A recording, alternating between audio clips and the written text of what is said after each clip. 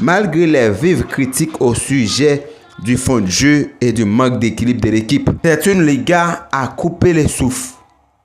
S'il y a bien un titre dont il est difficile aujourd'hui d'imaginer l'issue, c'est le championnat espagnol. En effet, depuis plusieurs mois, on assiste à une lutte à trois entre Football Club Barcelone, le Real de Madrid et l'Atlético de Madrid. Or, dernièrement, les Colchoneros semblent avoir été invincés de cette course au titre à cause du succès 4-2 des Blaugrana au Real Air Metropolitano. Les joueurs de Diego Simeone accusent maintenant un retard de 4 points sur le Barça et le Real à 10 journées de la fin de la Liga. A noter aussi que les Barcelonais ont un match de retard à disputer contre Osasuna. La lutte finale devrait donc se jouer entre les deux éternels ennemis que sont le Barça et le Real.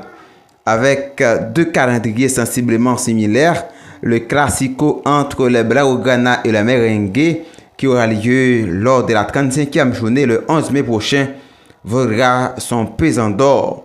Par ailleurs, au-delà de cette rencontre, ce sera l'équipe la plus constante dans ce spread final qui remportera le titre en Liga. L'histoire d'amour entre le Real de Madrid et la Ligue des Champions.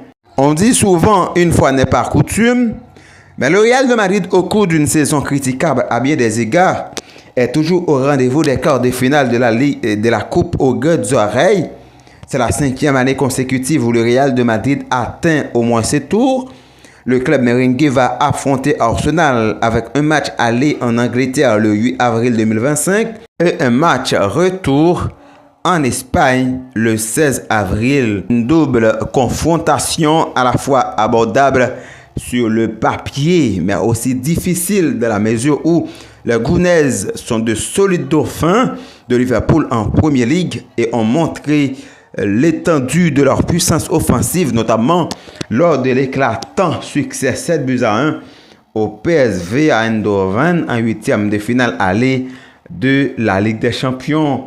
Les Madrilènes, dont l'équipe est souvent coupée en deux dans les grands matchs, devront se méfier d'une équipe anglaise redoutable sur la phase de transition rapide.